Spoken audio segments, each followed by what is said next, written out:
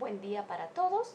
Vamos a pasar al teórico número 8 y el tema de hoy es enfermedades emergentes y reemergentes. Vamos a empezar repasando conceptos que son muy importantes de entenderlos muy bien, porque de lo contrario no vamos a poder interpretar la ocurrencia de las enfermedades. Vamos a empezar con enfermedades emergentes. Cuando hablamos de enfermedades emergentes, nos referimos a aquellas que se presentan por primera vez en una región geográfica. Otra opción es que pueden haber estado presentes, pero se detectan por primera vez por haberse identificado el agente etiológico. Esto ocurre cuando la historia del lugar hace referencia a presentación de casos o patologías que estuvieron presentes hace mucho tiempo en un lugar sin ser reconocidas. Con el advenimiento de las técnicas diagnósticas cada vez más sensibles y específicas, se logra detectar e identificar un agente etiológico. A este grupo también se los considera como emergentes. Y por otro lado también son aquellas que si bien se conocían, o sea, se conocía su existencia en un lugar geográfico, por primera vez se presentan, pero de una forma muy importante. ¿Qué quiere decir? Sabíamos de la presencia en un lugar, pero no se conocieron, por ejemplo, más de 3 o 4 casos. Y por primera vez se presentan con un brote o una epidemia. Y también acá vamos a considerarlas emergentes en esta situación. Ahora, es importante aclarar que se toma como emergente los 30 últimos años, porque la interpretación de los tiempos epidemiológicos son distintos a los que nosotros podríamos pensar en la normalidad. Una enfermedad que surgió hace 20 años atrás, podríamos pensar que ya es antigua. Sin embargo, epidemiológicamente es nueva, por lo tanto es emergente. Obviamente vamos a tener enfermedades emergentes que son más nuevas o súper nuevas, como la que tenemos actualmente, el COVID-19. ¿Sí? Vamos a pasar a lo que es una enfermedad reemergente. Si hablamos de enfermedad reemergente, se refiere al resurgimiento de enfermedades ya conocidas que, habiéndose presentado de forma importante en algún momento y en un área geográfica determinada, ojo, que aquí ya la conocemos muy bien a esa enfermedad, y que fueron aparentemente controladas o su incidencia disminuida, pero que después de un periodo de tiempo, que pueden ser décadas, de no constituir un problema de salud, aparecen a menudo cobrando proporciones epidémicas. No aparecen nuevamente con la presentación de un caso o de 2 casos, aparecen con fuerza epidemiológica.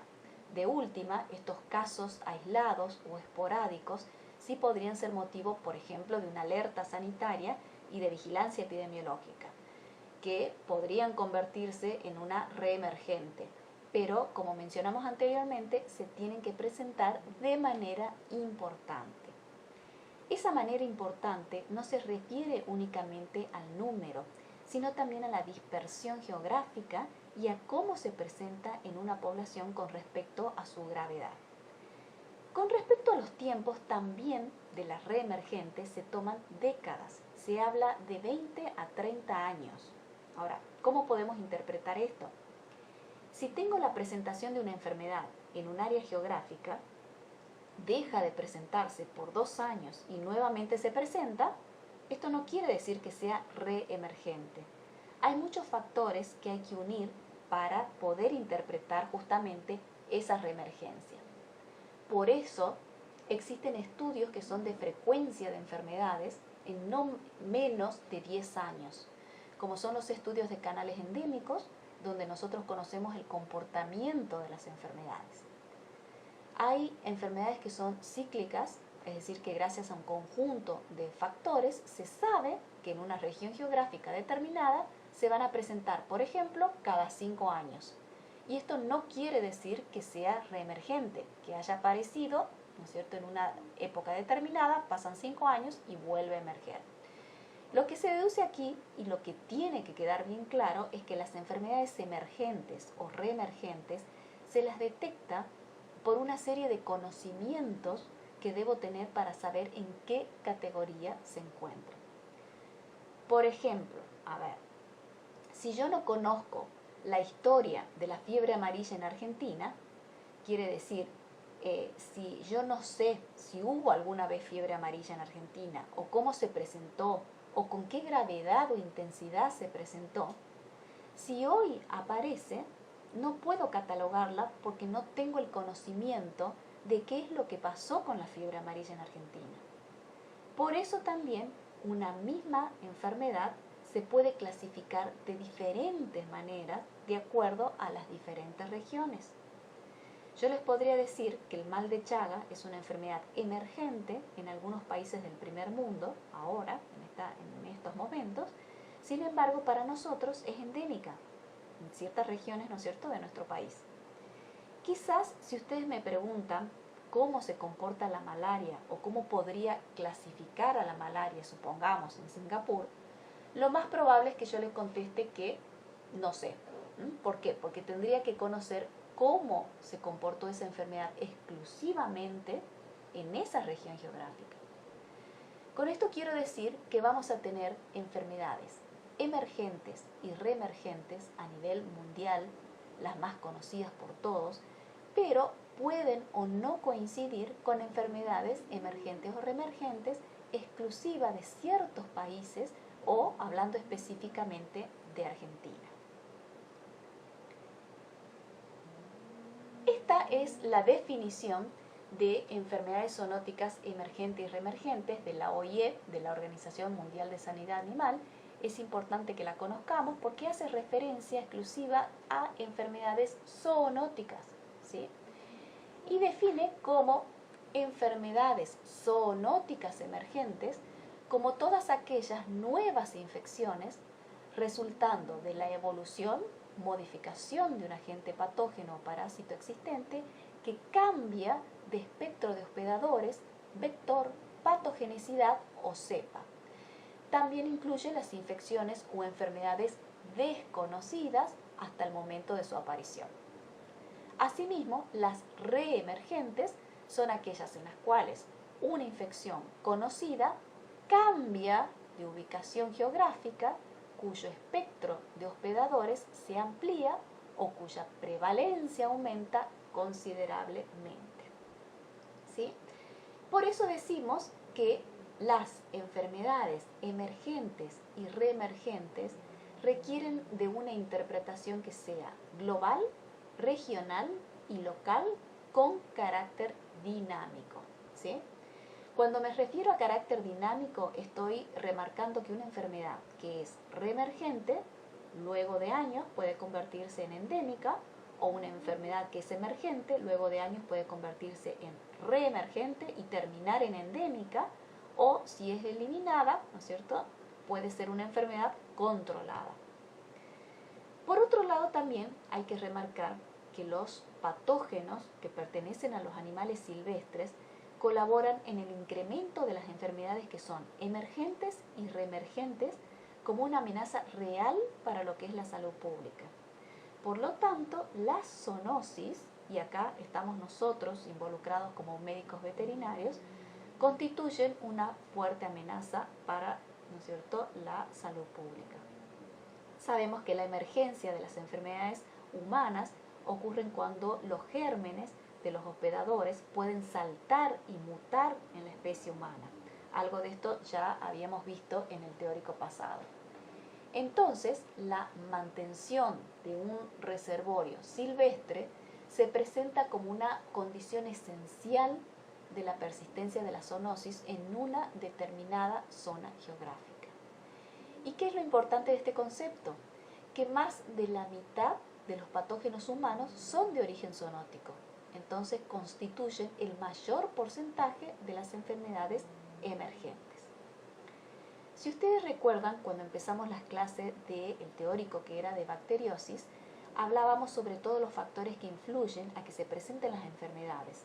Y esos factores son los que tenemos que tener en cuenta para interpretar por qué algunas enfermedades vuelven a surgir o por qué otras que no existían, o por lo menos no se las conocían, se establecen. Y aquí hablamos de todos los aspectos que eran modulados por cambios ambientales y demográficos, tecnológicos, los sociales, no sé si se recuerdan, los económicos, los inherentes al propio organismo, ¿no es cierto?, con sus cambios y capacidad de adaptación de estos. También el desarrollo rápido de resistencia a antibióticos. Este es uno de los temas más preocupantes, es uno de las peores amenazas que plantean las enfermedades emergentes o reemergentes actualmente. También la variabilidad genética, producto de las mutaciones o los intercambios de material genético. Todo esto han sido causas justamente de la emergencia y reemergencia de enfermedades. Pasamos a ver entonces enfermedades emergentes y reemergentes. Antes que todo, tiene que quedar claro que estas listas de enfermedades que yo les puse aquí son enfermedades emergentes y reemergentes a nivel mundial, y que es una lista, como dije anteriormente, que tiene movimiento, porque algunas en pasadas décadas pudieron dejar de ser emergentes, pero ojo, en una región geográfica determinada. Pero podemos suponer que esa misma enfermedad en otra región geográfica comienza a emerger por primera vez, y aquí nos podemos confundir. Por ejemplo, si hablamos de una candidiasis a nivel mundial, en cierta región geográfica puede haber sido controlada hace 20 años atrás, pero como sigue en otra región geográfica, sigue en la lista de enfermedades emergentes o reemergentes a nivel mundial. Por lo tanto, lo importante es identificar región geográfica y tiempo. Por eso vuelvo a repetir lo importante de saber la historia de la enfermedad en ese lugar geográfico.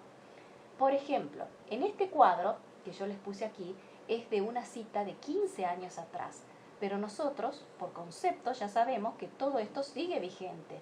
Pero sí, se agregaron más enfermedades que yo les coloqué acá en estos cuadritos que están acá abajo, que en diferentes años se fueron sumando como emergentes o reemergentes. Es decir, son nuevas emergentes o son nuevas reemergentes. A modo de ejemplo, vamos a ir a algunas. Si hablamos de fiebre de ébola, que la tenemos acá, decimos que es una enfermedad emergente a nivel mundial. Ahora, en Argentina es exótica, pero en África es emergente. Pero yo tendría que saber en qué área geográfica de África es emergente, porque existen zonas de África donde el ébola no se ha presentado, ¿sí? Lo mismo podríamos decir con la enfermedad de Lyme. En Europa es endémica, pero bueno, hay áreas geográficas de algunos países de Europa que comienzan a tener casos por primera vez, entonces se torna emergente en Europa, pero para esas regiones específicas, mientras que para América es una enfermedad emergente. Si recuerdan, hablamos sobre enfermedad de Lyme en el teórico de bacteriosis. En realidad es emergente específicamente para Estados Unidos y no para toda América. Pasando a otra, por ejemplo, si hablamos de encefalopatía espongiforme de Jakob, que fue modificada, ¿sí? Es emergente a nivel mundial, pero por ahora específicamente se encuentra en Reino Unido. Ese sería otro ejemplo de cómo una enfermedad puede ser a nivel mundial emergente, pero solamente en un área específica. Sí podríamos marcar entonces de todas estas las que son un problema de salud pública en Argentina. Tenemos una emergencia de rabia aérea, ¿sí? Acá tenemos rabia y acá tenemos rabia canina. La rabia aérea por murciélagos insectívoros, como hablamos en el teórico pasado. Tenemos también una emergencia de Zika, que en el 2015 llegó a Brasil, proveniente del Pacífico. Como verán, ya pasaron 5 años y es una enfermedad emergente en Latinoamérica y se propagó de forma rápida por América del Sur, América Central, el Caribe y México, y por supuesto llegó hasta Argentina. También tenemos a fiebre de chikungunya, al hantavirus, tiene áreas específicas en Argentina, por eso tengo que conocer esas áreas específicas para que cuando se presente por primera vez en otras zonas geográficas y quizás de otra modalidad e incluso con otra cepa en Argentina, yo pueda, por ejemplo, estar hablando de una emergencia de hantavirus en X zona geográfica que anteriormente no existía. Por lo tanto, acá remarco la necesidad de saber identificar zonas endémicas de una enfermedad más allá de que sea una enfermedad emergente. También podemos hablar del síndrome urémico hemolítico, ¿sí?, que está siendo un grave problema de salud pública en Argentina. También el HIV, también la hepatitis C, esta última muy ligada a los pacientes justamente con HIV. Por otro lado, la fiebre hemorrágica argentina también es una patología de importancia en Argentina, que al igual que el hantavirus es transmitida a través de roedores y posee focos geográficos bien localizados y endémicos, pero con emergencia de nuevas zonas geográficas y de nuevas cepas. Otro ejemplo también sería la encefalitis por el virus del Nilo Occidental, ¿sí?, que también constituye una enfermedad emergente en Argentina. Después tenemos también el sarampión, que es una enfermedad reemergente, que en el año 2019 se registró un brote a nivel mundial con más de 400.000 casos confirmados, que también afectó al continente americano, que estaba declarado libre del virus de sarampión en el 2016. Actualmente se presenta de una manera muy importante en cuanto a la frecuencia, es decir, al número y la gravedad en Argentina. Y no se presentaba, no teníamos casos de esa manera importante desde 1998. Y después también tenemos enfermedades por resistencia a antibióticos, que es causa importante de emergencia de enfermedades a nivel mundial, no solamente en Argentina. Estos solamente son ejemplos para que tengan una idea de cómo interpretar, ¿no es cierto?, la presentación de las enfermedades emergentes y reemergentes.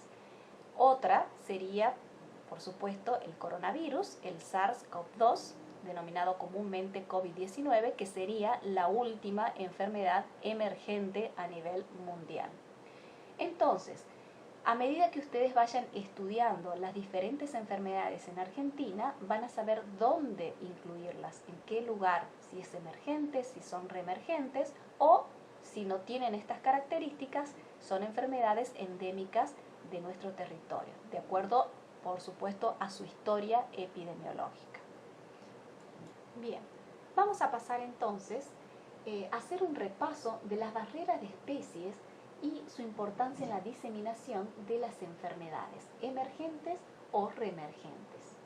Si ustedes recuerdan, las barreras de especie representan el mayor obstáculo para la exposición, infección y la siguiente diseminación de patógenos zoonóticos entre humanos. Dichas barreras pueden dividirse en tres grandes grupos complementarios. Entonces, vamos a tener primero la barrera interespecie, que determina la naturaleza y nivel de exposición humana a patógenos zoonóticos. Acá podríamos recordar que los virus con alta plasticidad hospedadora tienen diversos rangos de hospedador. Son probablemente más capaces de amplificarse y esparcirse para realizar una transmisión secundaria humano-humano y tener una diseminación geográfica más general y con esto un mayor potencial pandémico. Cuando hablamos de potencial pandémico, estamos haciendo referencia a la mayor probabilidad de ese agente etiológico de producir una pandemia. Bien, cuando pasamos a la barrera intrahumana, esta determina la capacidad del patógeno zoonótico para infectar productivamente un humano y superar efectivamente la respuesta inmune de este. En el caso de la barrera interhumana, determina la capacidad del patógeno zoonótico para transmitir eficientemente entre humanos, causando brotes, epidemias o pandemias. Los patógenos zoonóticos pueden cruzar más o menos eficientemente uno o más de estos grupos de barreras. Solo aquellos que cruzan todas las barreras tienen el potencial para establecerse sosteniblemente en la población humana. Es decir, que el éxito de diseminarse o no en la población humana dependerá de que la transmisión pueda mantenerse humano-humano y producir justamente esos brotes, epidemias o pandemias. En realidad, la mayoría de los virus zoonóticos se transmiten a humanos, pero no pueden propagarse directamente de persona a persona. Así, los humanos se consideran hospedadores finales. Es por eso que nosotros siempre insistimos tanto en que ustedes sepan qué es un hospedador final, cuál es la importancia epidemiológica de que un animal o el hombre sea hospedador final de un agente etiológico. Este no va a tener la capacidad que va a tener o el potencial que va a tener este otro, ¿sí? Existen muchos agentes etiológicos que son emergentes, que lograron pasar la barrera hasta lograr que el hombre tenga la alta capacidad de transmitirlo, ¿sí? Vamos a ver algunos agentes etiológicos virales a modo de ejemplo. Y acá tenemos el virus del Nilo Occidental, el virus ébola, el virus de Marburg, y después tenemos los coronavirus. Tenemos el coronavirus del síndrome respiratorio agudo severo, el SARS, tenemos el MERS y también tenemos el actual virus de la pandemia, que sería el SARS-CoV-2, denominado comúnmente COVID-19. Bien, vamos a pasar a ver una enfermedad, ¿sí?, que hace varios años yo les coloco la misma como ejemplo en los teóricos que son de enfermedades emergentes y reemergentes, pero lo hago por un fundamento especial. Es una enfermedad en la cual podíamos ver y aprender muchos pequeños conceptos y aspectos epidemiológicos necesarios para entender el porqué de la emergencia de las enfermedades y el porqué de la propagación de las enfermedades. Es el síndrome respiratorio agudo severo, denominado con sus siglas en inglés SARS. ¿Qué es el SARS? Es una enfermedad de reciente aparición, es emergente, que cursa en forma de brotes y se originó en la provincia de China. Pertenece en el país, ahí le saqué la provincia, pertenece a la familia de los coronavirus, se encuentra muy extendida en el reino animal y es una de las causas más frecuentes de resfriado en humanos y de neumonía típica también.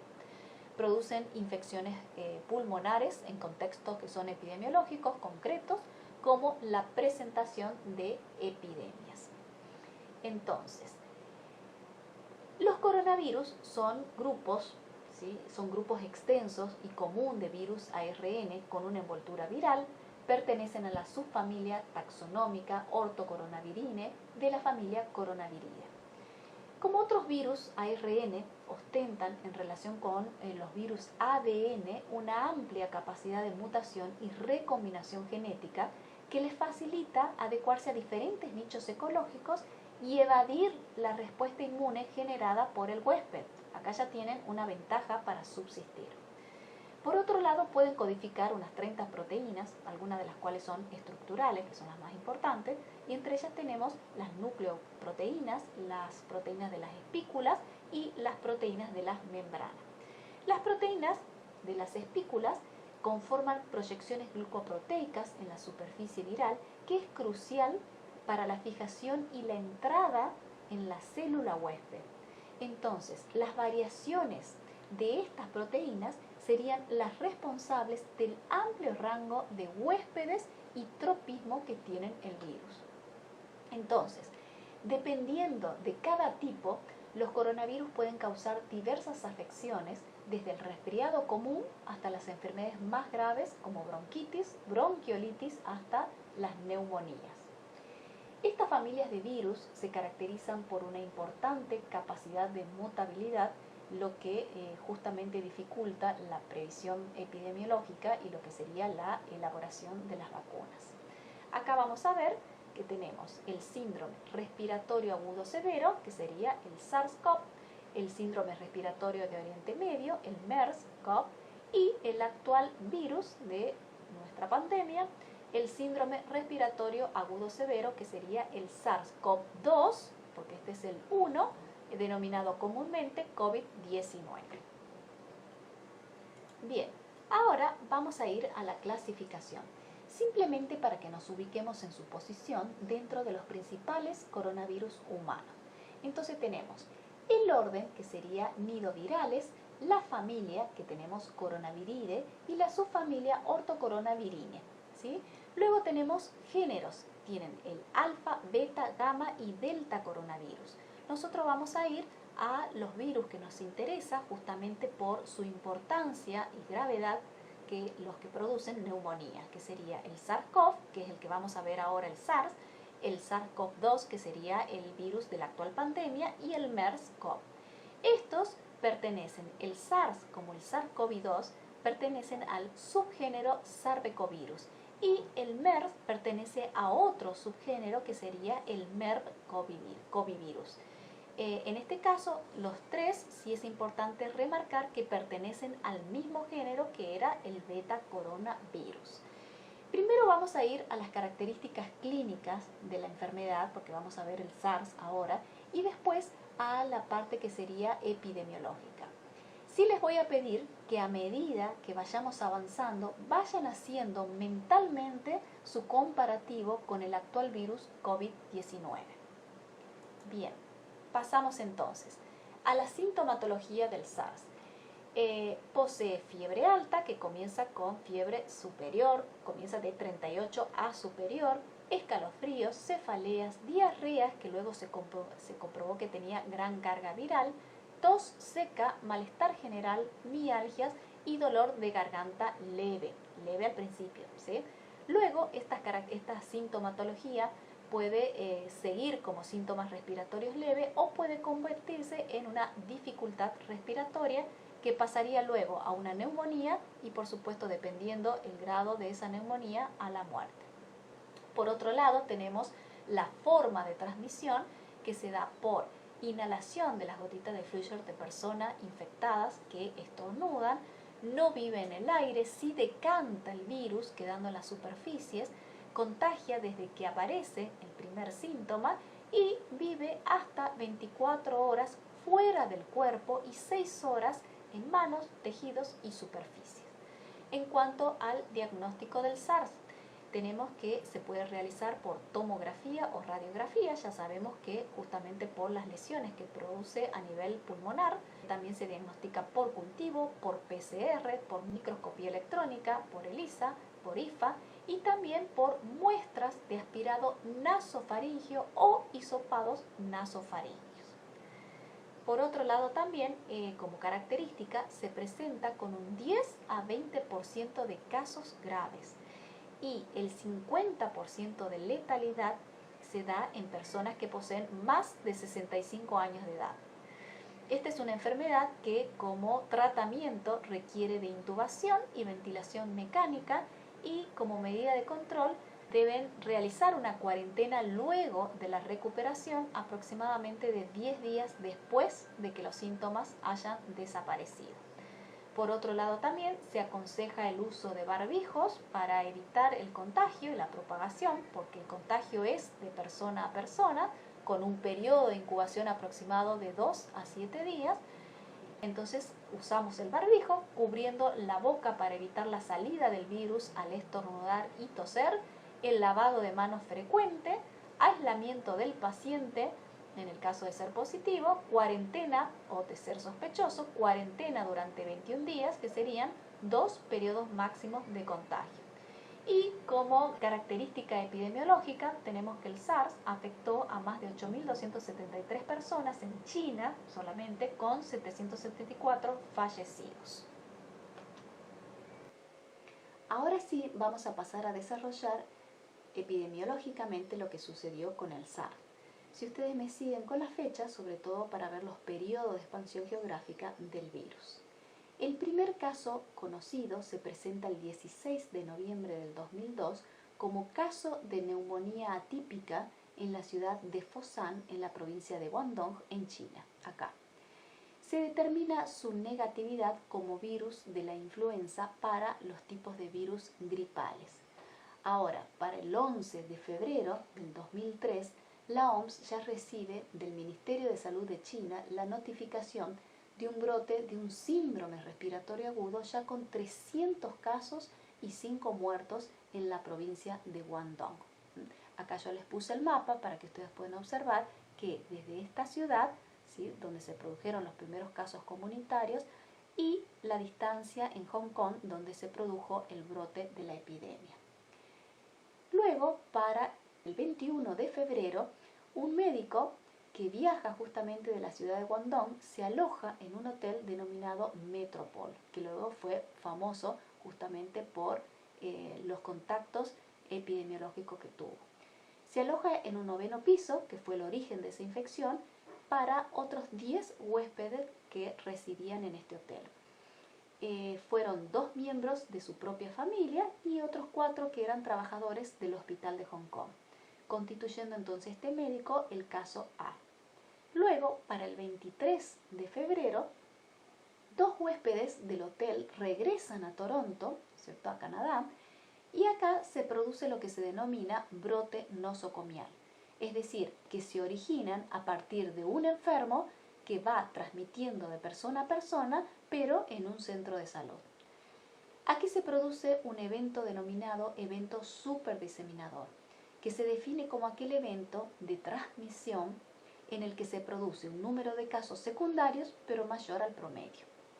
Empieza, entonces, en este caso, acá en Canadá, con la persona que regresó del Hotel Metropole de Hong Kong, que luego fallece, y a partir de acá se generan 6 generaciones de contacto con 128 casos, 76% de origen nosocomial. A partir de aquí se producen varios brotes más. Luego tenemos que para el 1 de marzo, otro huésped, también del hotel, que ingresa a un hospital de Singapur. Ahí este paciente contrae, ¿no es cierto?, la enfermedad y contagia a 34 trabajadores de salud y otros 37 contactos no nosocomiales y 2 familiares de un trabajador de Alemania. Solo el primer caso en Singapur fue el origen de 201 casos entre los trabajadores de salud y los contactos que visitaban al primer caso. Luego tenemos que para el 12 ya de marzo se detecta un brote en 26 trabajadores sanitaristas en Vietnam. Acá donde ven ustedes en el mapa, todo esto que está acá es Vietnam, en Hanoi, que sería la capital de Vietnam. El caso B fue un empresario que también provenía del hotel y fue a Vietnam y fue hospitalizado ya para el 23 de febrero. En este hospital se origina un brote nosocomial para 26 sanitaristas. Para esa misma fecha también, el 12 de marzo, la OMS emite una alerta mundial sobre una neumonía atípica, ¿sí?, severa entre el personal hospitalario, no solamente de Hong Kong, sino también de Vietnam. El 15 de marzo ya tenemos que emite recomendaciones sobre viajes internacionales, dada la evidencia de toda esa transmisión internacional, y comienza ya a definir lo que serían los casos sospechosos y probables por primera vez. Luego tenemos que para el 29 de marzo, aquí en Tailandia, fallece un médico que justamente fue enviado por la OMS a detectar los casos en Vietnam. Acá en esta fecha, cuando él detecta los casos, luego viaja hacia Tailandia y fallece justamente acá, y también se generan brotes en este lugar. Luego tenemos que para el 30 de marzo en Hong Kong se anuncian 321 casos en un complejo residencial denominado Amoy Garden. Afecta a 321 personas de 7 edificios, que era todo un complejo residencial. El 2 de abril, China comienza ya con la notificación de casos directamente en todo el territorio. Para el 16 de abril, laboratorios de la OMS anuncian que el agente etiológico es un coronavirus desconocido hasta el momento. Ya al 25 de abril, en Hanoi, Vietnam, en Hong Kong, en Singapur, en Canadá, en Toronto, se producen ya los picos máximos de los casos. Y se detecta también la diseminación en diferentes países, como en Estados Unidos, en Europa, en España, en Francia, que no les puse acá, y también en Alemania. Bien, entonces, aquí hay que remarcar primero los eventos superdiseminadores, que ya sabemos, como dijimos anteriormente, que son eventos de transmisión en el que se produce un número de casos secundarios mayor al promedio. Esos eventos superdiseminadores fueron diferentes en las diferentes regiones geográficas. Si hablamos de Canadá, el evento superdiseminador fue nosocomial. Si hablamos de Hong Kong, tuvimos dos eventos de importancia. El primero y más importante fue justamente el hotel y el segundo fue el complejo residencial Amoy Garden. Recuerden que saber identificar estos puntos denominados eventos superdiseminadores es clave para identificar el sitio de propagación. Sin embargo, los casos de China hasta mediados de enero tenían un origen comunitario, totalmente diferente a lo que estamos acá hablando sobre brotes nosocomiales, dentro de los cuales estos de origen comunitario, la mayoría tenían relación con mercados en los cuales se comerciaban animales silvestres o trabajaban en cocinas. Los primeros casos fueron importados, ustedes ya saben lo que es un caso importado. Y en la segunda etapa ya fue directamente todo, que vendría a ser toda esta otra etapa, fue nosocomial. Singapur, acá por este lado, también tuvo 5 eventos superdiseminadores nosocomiales que produjeron el 50% del total de los casos. Y en Vietnam también el ámbito fue de tipo nosocomial. Deduzcan la importancia que tiene la transmisión en los propios lugares de consulta y tratamiento, donde se pueden diseminar a toda una población. Por eso las medidas deben ser tan estrictas, porque se está trabajando con los propios pacientes sospechosos o los positivos. Luego tenemos que en el complejo residencial de Amoy Garden directamente no se encontraron los nexos epidemiológicos o una cadena de transmisión definida. Como hipótesis se planteó un sistema de ventilación que era común a todos los edificios, que estaba contaminada, o una fuente común de contagio, pero por otros tipos de superficies, donde tenían mucha relación los roedores, vectores o incluso algunas mascotas. En conclusión, también podemos decir que la epidemia se diseminó por 29 países, ¿sí? Y que la curva epidémica que elaboró la OMS comenzó con una fecha de aparición del primer caso el 22 de noviembre del 2002 y el último caso el 11 de julio del 2003. Bien.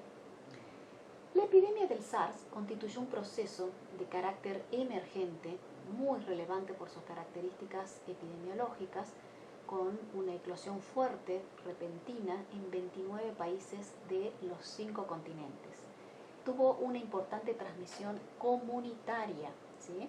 Y también una fuerte impronta de transmisión nosocomial. Si nosotros recordamos lo que era una transmisión comunitaria, era o también denominada circulación comunitaria, que son los casos en los cuales no puede establecerse ningún nexo epidemiológico con algún caso confirmado o con un conglomerado de casos, y que, por lo tanto, se supone que la infección fue adquirida ya en el ámbito de la comunidad, por lo que el virus ya está circulando en la población. Por otro lado, también la epidemia del SARS se presentó con una alta capacidad de letalidad y fue declarada como la primer pandemia del siglo XXI, ahora por supuesto superada por el COVID-19.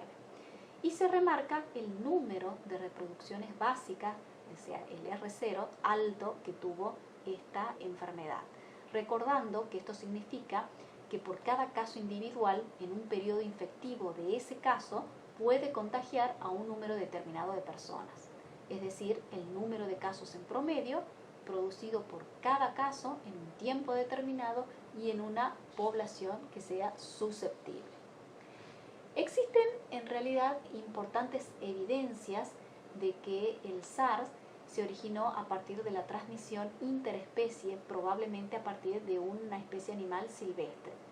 El análisis de secuencias genotípicas ha señalado que la epidemia del SARS probablemente se originó mediante la selección y la purificación en el ser humano de ese virus animal SARS, que sería el virus sospechoso, ¿sí? Del animal sospechoso. Es importante remarcar que los genotipos de los virus detectados en los humanos en la fase inicial de la epidemia, es decir, que en este caso fue del 16 de noviembre al 30 de enero del 2003, eran mucho más similares a los de los animales que los detectados en la fase media, que fue del 1 al 21 de febrero del 2003, y en la avanzada, que fue del 22 de febrero al 5 de julio. Eso lleva a deducir que los cambios genotípicos, debido a presiones selectivas, condujeron a la estabilización y a la emergencia de un genotipo predominante que fue propio de, en realidad, la tercera fase. Según los científicos epidemiólogos, en la actualidad, ¿no es cierto?, el SARS no existe supuestamente más que los que están guardados, entonces el virus, en los laboratorios, porque el de los animales y el genotipo supuestamente es diferente. Pero bueno, si tuvo tan rápidos cambios genotípicos al saltar del animal al hombre, en esa ocasión, tampoco sería raro que vuelva a suceder lo mismo. Bien, pasando ahora a unas imágenes del lugar de explosión del SARS en Hong Kong, si bien podemos ver lo espectacular de los paisajes, esto tiene que ver mucho también con la epidemiología de la presentación de muchas enfermedades que son de origen zoonótico. Estas son, por ejemplo, las cocinas y los mercados de ventas, que es común observarlos en China, pero no solamente en China, sino en muchos de los países que son asiáticos. La venta de animales, la venta común de distintas especies de insectos. También la problemática radica en la venta de animales vivos y, como ustedes podrán observar, esos animales, la mezcla de distintas especies de animales vivos para la venta.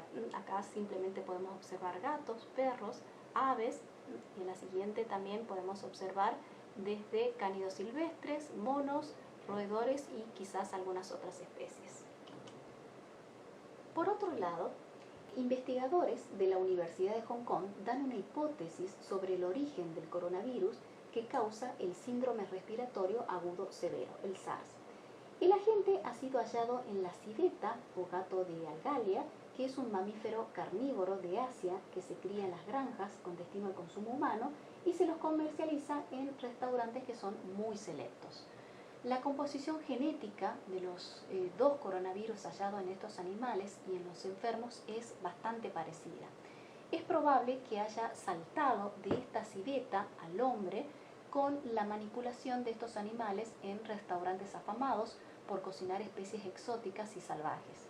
También se menciona la posibilidad de un principal reservorio natural del cual la civeta puede haber contraído también ese virus, y se estudiaron también a los roedores. Y también se comenzó en esta época a estudiar otra especie animal, también silvestre y utilizada para platos especiales, que son los murciélagos. Ustedes ya vieron la clase de quirópteros, que en esta zona geográfica existen especies de gran tamaño y que se alimentan de frutas, néctar, insectos, y que en muchos lugares de Asia, pero también de África, son consumidos como una carne más de todo lo que le ofrece su rica fauna silvestre. A esta altura ya existen muchos estudios de análisis genéticos de virus de murciélagos y se revelaron al menos 7 cepas diferentes de coronavirus SARS circulando en ese mismo grupo de animales. Estos murciélagos fueron identificados como una especie denominado murciélago herradura de la familia Rhinolophidae, que se los denomina así por el aspecto que tiene justamente su hoja nasal de forma de herradura. Y se comenzó a ver la relación que podía existir entre esas especies y un salto directo al hombre o no, ¿sí? Como datos obtenidos se pudo determinar estos tipos de murciélagos viven en grupos numerosos, viven mucho tiempo, pueden migrar grandes distancias. Todas estas son algunas de las características necesarias también para cumplir el rol de reservorio, y se pudo comprobar también que pueden transmitir el virus al hombre sin necesidad de un huésped intermediario. Esto es muy importante, por un lado por ser un reservorio con un virus que puede ser transferible en forma directa al hombre, y por otro lado también porque puede cumplir el rol de perfectos mezcladores virales. Cuando hablamos de mezclador viral, nos referimos a cuando un ser vivo, en este caso estamos hablando de los quirópteros, se pueden recombinar virus de otras especies animales y originar un nuevo virus con genes de esas otras especies animales recombinados. Los murciélagos, conjuntamente con las aves, son muy buenos mezcladores virales. Todo esto nos parecía muy lejano si pensábamos que en América no existía, ¿no es cierto?, esta especie de murciélago, ¿verdad? Pero trabajos de la Universidad de San Pablo ya identificaron en el 2009 la presencia del virus SARS en los murciélagos que son hematófagos, es decir, la especie Desmodus rotundus. Bien, pasando ahora a otra enfermedad, pero relacionada a la anterior, vamos a ver el MERS. El MERS, el COVID-1 sería, denominado también síndrome respiratorio del Medio Oriente. Es una enfermedad respiratoria vírica grave causada por un coronavirus que se identificó por primera vez en Arabia Saudita en el 2012. Pero los primeros casos de infección se produjeron en Jordania ya en abril de ese mismo año, del 2012. Si bien no llegó a producir una pandemia, actualmente se mantiene activa con numerosos casos en su lugar de origen con una tasa de alta letalidad. Justamente, a diferencia de los otros coronavirus, este no tiene un potencial pandémico marcado, quizás por los tipos de receptores celulares en humanos que son diferentes al resto y también por otros aspectos epidemiológicos. Hasta ahora, todos los casos de MERS se presentaron en 10 países del Oriente. Los casos de fallecimiento en otros países como Estados Unidos, Argelia, Egipto, Francia, Alemania, Grecia, Italia, Reino Unido, Austria, son obviamente casos importados. Años posteriores se identificaron también en el continente asiático, en China y en Tailandia. Como podrán ver ustedes, la fuente de infección al hombre la constituyen los camellos, los dromedarios, que por medio de sus salivas contagian al hombre en una forma directa o indirecta, pero a su vez los camellos contraen el virus a partir de murciélagos de la especie Toposus perforatus, comúnmente denominados murciélagos egipcios. Por lo que pueden ver, es muy similar en cuanto a la presentación de la cadena epidemiológica del SARS. Aquí cambiaríamos la especie reservorio principal, que sería el murciélago, y el huésped intermediario entre el reservorio y el hombre, que sería, ¿no es cierto?, el camello. Al igual que el SARS y el SARS-2, no existe tratamiento que sea específico. Bien, ahora con respecto a, pasando al SARS, al COVID-19, no vamos a entrar obviamente en detalles. Creo que a esta altura todos estamos sabiendo bastante de las características de esta enfermedad, pero sí podemos hacerlo simplemente a modo comparativo. También podemos decir que es una enfermedad cuyo agente etiológico se detectó en especies de quirópteros, coincidiendo también con el SARS y el MERS. También mencionamos aquí la importancia de detectar especies animales que hicieron de intermediario para llegar al hombre, pero con una combinación de mezclas genéticas y una posible evolución de esa secuencia genética que logró introducirse al hombre. Así como se detectaron a los dromedarios, ¿sí?, en esa combinación genética para el MERS, y a las civetas para el SARS, actualmente se está estudiando todas las posibilidades de especies animales que podrían haber participado en este mecanismo. Ustedes saben que uno de los animalitos más sospechados hasta ahora es el pangolín, que es un animal también silvestre, de actividad nocturna, es un verdadero controlador de insectos, se alimenta de hormigas, es un animal que es muy cotizado para la gastronomía por su carne y también utilizan sus escamas como una parte de la medicina alternativa. Las especies que existen están catalogadas como en etapa de amenaza de extinción, sobre todo las especies que son asiáticas, porque también hay especies africanas, y es una de las de mayor tráfico ilegal, esta especie. Pero como ustedes sabrán, se sigue investigando la posibilidad de la intervención de otras especies silvestres y la interacción de estas para la combinación genética con el posterior salto viral al hombre. Un poco de lo que también ya habíamos hablado en la clase de rabia, lo que denominábamos spillover. Acá pasamos a un cuadro comparativo donde podemos ver las diferencias entre el SARS, el COVID y el MERS. Serían diferencias epidemiológicas y clínicas. Como ustedes pueden observar, con respecto a los años de brote, tenemos que el SARS se produjo en el 2002 y 2003, Obviamente el COVID lo tenemos actualmente 2019 y el MERS lo tenemos en el 2012 y actualmente continúa. Como reservorio tenemos a los murciélagos en los tres tipos virales. Como hospedador intermediario, como dijimos anteriormente, para el SARS la civeta, para el MERS el camello y para el COVID aún no identificado, desconocido. Posiblemente dijimos el pangolín, pero estamos en estudio. La transmisión de persona a persona es muy eficiente tanto en el SARS como en el COVID y es limitada en el caso del MERS. Los receptores celulares, ¿no es cierto?, humanos, en el caso del SARS son enzimas convertidoras de angiotensina 2, al igual que en el caso del COVID, y diferente esos receptores a los que se une el agente etiológico del MERS, totalmente diferente. La dosis infectiva es baja en los tres casos y el potencial pandémico, si ustedes ven, el SARS y el COVID tienen gran potencial pandémico, no así el MERS, que puede tener mucha relación justamente con esto, con la transmisión persona a persona que es limitada. Por otro lado, el periodo estimado de incubación, en el caso del SARS, dijimos que era entre 2 a 10 días, en el caso del MERS de 2 a 14 días y en el caso del COVID-19 2 a 14 días. El principal signo clínico en los tres tipos es la neumonía y con respecto a la letalidad tenemos que el SARS tiene baja letalidad, el COVID aún no se ha estimado exactamente la letalidad, pero es baja con respecto al MERS que tiene alta letalidad. Y con respecto a la contención tenemos que el único que hasta ahora se pudo controlar es el SARS, no así el MERS, que todavía tenemos focos de brotes epidémicos y obviamente el COVID-19. Bien, también para que puedan ir relacionando la presentación de las enfermedades emergentes, existen otras de gran importancia actualmente donde los reservorios naturales también son murciélagos, ¿sí?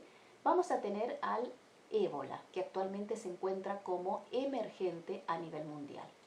El ébola es una enfermedad que es producida por un virus de la familia Filoviridae. Se identificaron 5 especies distintas en el género ebolavirus capaces de producir la enfermedad en el hombre.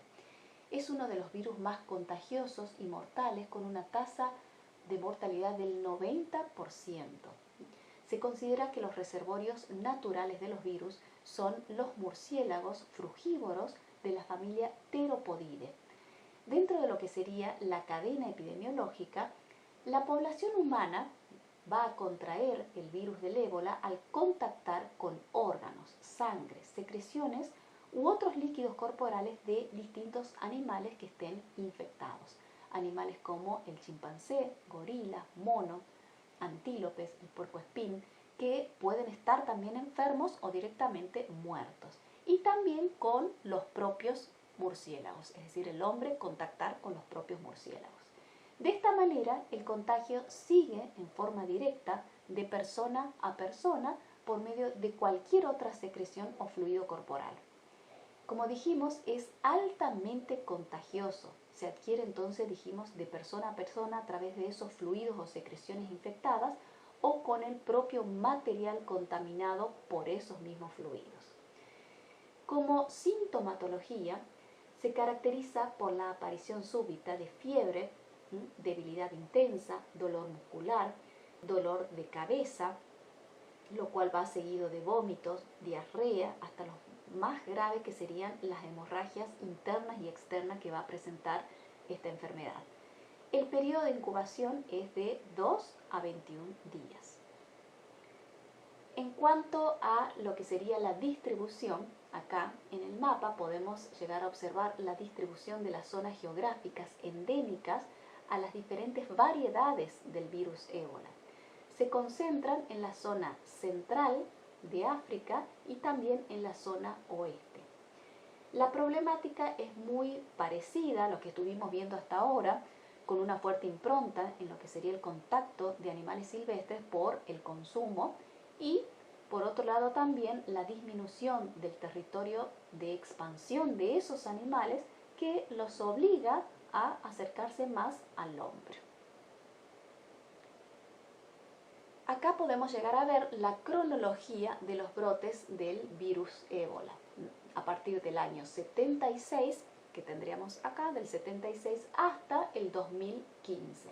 Y lo que podríamos remarcar es que si bien se encuentra en África, también se produjeron brotes en otros países como Italia, España, Reino Unido y los Estados Unidos, que si bien fueron obviamente importados, no autóctonos, hoy estamos conociendo todos las posibilidades de transporte de virus a grandes distancias por el propio hombre, ya sea como persona que esté incubando una enfermedad o también en otros casos, que no sería este específicamente, como reservorios. Por lo tanto, con amplia posibilidad de diseminación de una enfermedad en un país o continente que hasta el momento podría haber sido exótico. Aquí también entonces remarco la importancia del conocimiento y la vigilancia de estas enfermedades exóticas. Bien, existen otras enfermedades virales que comprometen también a los murciélagos como reservorios. No las vamos a ver si las voy a presentar para que se vayan familiarizando con estas enfermedades que son zoonóticas y exóticas para nosotros. Bien, tenemos la enfermedad del virus Nipah. Este es un virus de la familia Paramyxoviridae del género Genipavirus, cuyo reservorio es un murciélago. Este murciélago reservorio emite este virus por medio de todos sus fluidos o secreciones, contamina el medio ambiente y de esta manera existen ciertas especies animales, como son los cerdos, que van a contraer al virus y de esta manera van a contactar con las personas y van a adquirir la enfermedad. Por otro lado, también tenemos el virus Hendra, que pertenece a la familia Paramyxoviridae, también del género Genipavirus, y el reservorio de esta enfermedad también es un murciélago. Es de la misma familia que este, pero diferente género, también frugívoro. En este caso, se va a contaminar el ambiente por medio de las secreciones de todos los fluidos de los murciélagos. El equino va a contraer la enfermedad y este va a transmitirla al humano a través, sobre todo, de las vías respiratorias. Por otro lado, tenemos la fiebre hemorrágica de Marburg, que es producida por un virus de la familia Filoviridae. Este es de la misma familia que el virus ébola, por eso también es una fiebre hemorrágica. Y el reservorio es un murciélago de distintos géneros que estos otros, pero también frugívoro. Estos, al contactar con otras especies animales y también por sus propias deyecciones y fluidos en las frutas, el hombre va a contraer la enfermedad por contacto con estas especies animales que hacen de intermediarios y también al consumir frutas silvestres. Bien, vamos a pasar directamente a lo que sería el control en general de estas enfermedades emergentes. Lo que vamos a hacer primero es evitar el contacto con los murciélagos, no invadir zonas donde viven estas especies animales y por otro lado incentivar la existencia y permanencia de las reservas naturales para mantener separado a los animales silvestres y a los nichos ecológicos de las personas. No realizar actividades que contacten especies reservorios naturales con especies domésticas. Hay que tratar de evitar la unión de ciclos rurales con los ciclos selváticos para poder impedir el traspaso de agentes etiológicos silvestres a nuevos huéspedes y nuevas áreas geográficas. Esto es lo que hablábamos también en otro teórico de las uniones de los ciclos. Por otro lado también, incentivar la vigilancia epidemiológica con fuerte formación en investigación. Establecer, es muy importante, las relaciones entre los cambios ambientales y la aparición de las enfermedades. Esto demanda de un trabajo interdisciplinario y con conocimientos en diferentes áreas, como la ecología, la zoología, la biología de la conservación, de la biodiversidad, la medicina de fauna silvestre, acá entrarían perfectamente los veterinarios, y la microbiología. Por otro lado, también la prevención y control de las enfermedades emergentes y reemergentes para las Américas, dada por la Organización Panamericana de la Salud, tenemos que se basan en fortalecer las redes regionales de vigilancia de enfermedades emergentes y reemergentes en las Américas, establecer infraestructuras nacionales y regionales para la pronta alarma y la respuesta rápida en casos de amenaza de enfermedades emergentes y reemergentes, mediante el mejoramiento de los laboratorios y los programas de adiestramiento multidisciplinarios. Por otro lado también, promover un mayor desarrollo de la investigación aplicando en materias de diagnóstico rápido, epidemiología y prevención. Y fortalecer la capacidad regional para la ejecución eficaz de las estrategias de prevención y control. Bien, finalizando, como les dije en el primer teórico, no vamos a tener tiempo de ver todas las enfermedades de importancia en salud pública, pero sí es importante que entiendan muchos conceptos básicos que van a aplicarlos para entender a la lectura las enfermedades, cualquier tipo de enfermedad. Y con los ejemplos que nosotros le estamos dando ahora, enfocar ese estudio no a los aspectos clínicos que ustedes ya lo están manejando, sino a los aspectos epidemiológicos y su relación con la salud y el hombre. Por eso voy a remarcar, más allá de algunos conceptos que no repasamos en este teórico, pero por epidemiología ustedes tienen que saber, recordarles los siguientes para su repaso y aplicación en general para toda la asignatura, ¿sí?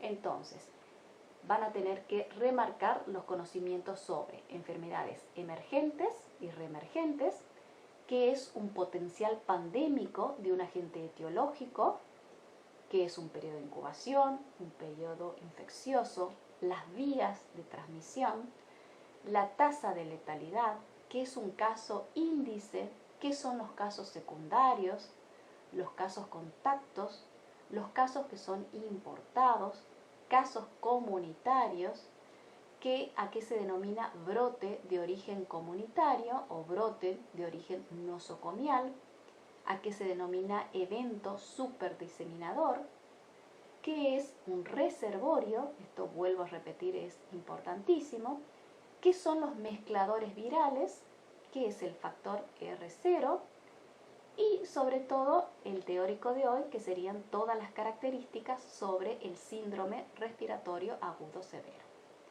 Bien, por ahora terminamos y muchas gracias por su atención.